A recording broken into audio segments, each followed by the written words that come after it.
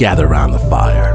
Speak only in whispers. I know you have kept the faith. You have waited, and sometimes patience is rewarded. Snapjudgment proudly presents Campfire Tales. Amazing stories to herald a brand new season of Snap's sister program, Spooked. Real stories from real people who can barely believe it happened themselves, and I am so very glad to let you know that an old friend of ours starts us on this journey.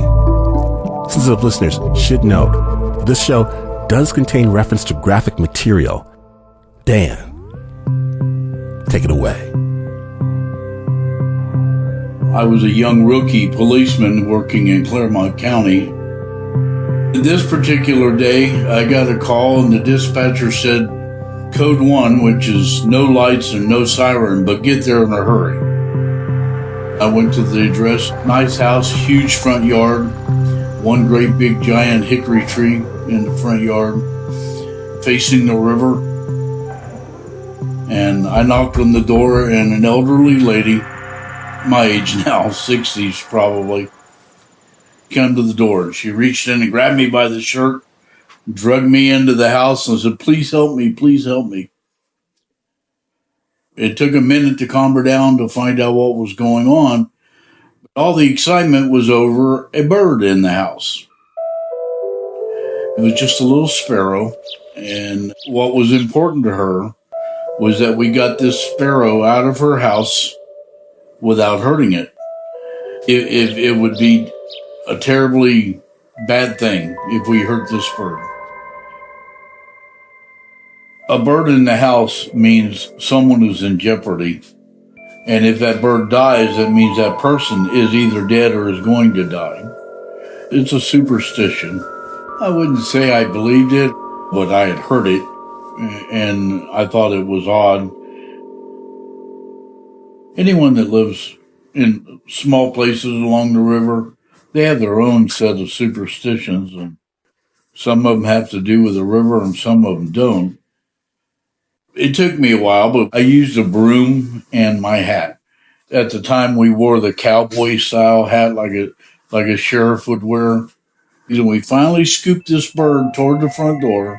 Once I got the bird moving toward the door, she calmed down quite a bit and was just talking in my ear, talking rapidly, right over my shoulder. Be careful, don't hurt it. We had the screen door standing open, and I got the bird out of the door, but it flew out the door and flew straight into the hickory tree that was in the front yard and hit the tree and dropped dead. This poor old lady was just beside herself because it was killed going out of the house. It was just as bad as being killed in the house. I had to comfort her for a few minutes and calm her down. After a few minutes, I left. And I told the dispatcher, and then she gave me another call, which was a dump truck sitting in the middle of the road on the 4-lane highway in front of the power station. So I went down there as fast as I could. When I got the side of it, I could tell that it was an accident. There was debris laying around it. I dodged something in the road bigger than a bread box. Wasn't sure what it was. It could be anything. Could be a lump of coal. I just went around it. I remember thinking, I'll have to sweep that out of the road. Got up behind the dump truck and got out, and as I walked up to the driver, he's hysterical, and it took me a minute to calm him down, and he's pointing under his truck, so I had to get down on a knee and look under the truck, and you could see the remnants of a Corvette. A Corvette had come up behind him, and for whatever reason, didn't touch his brakes and ran directly under the dump truck. It clicked in my head. I know what I just dodged. I could have run over it again very easily.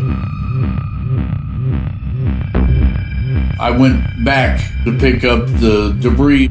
It was the head of the driver, which had been smashed about 2/3 of the way flat and was laying in the middle of the road. I got the driver calmed down, got him out of the road. He was wanting to help and couldn't.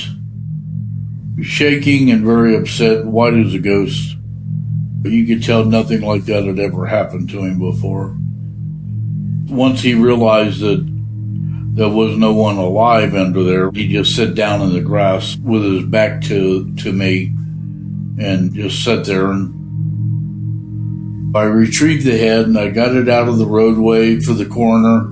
It's not like today. You didn't carry rubber gloves and you used what you had. If you had a piece of cardboard, that's what you would use. But I didn't. So it was a matter of under the neck and the hair. We had the Corvette pulled out from underneath. I ran the license plate number and I found the driver's license for the man. It was the same address I just left. It was this lady's youngest son from the bird incident. I drove back to the house and she was standing in the front yard as though she were waiting for me. And when I pulled up, I started toward her and she kind of held her hand up like, don't make me wait any longer. I said, it was Billy, ma'am. She just nodded her head, turned around, went to the house and went in and closed the door.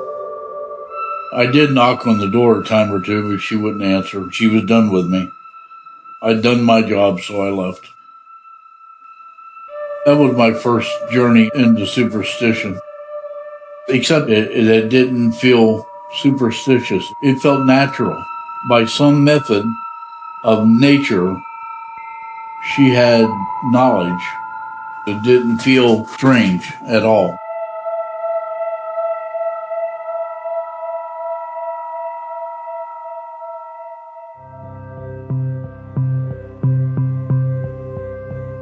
Thank you. Thank you, Dan, for sharing your story with the Spooked.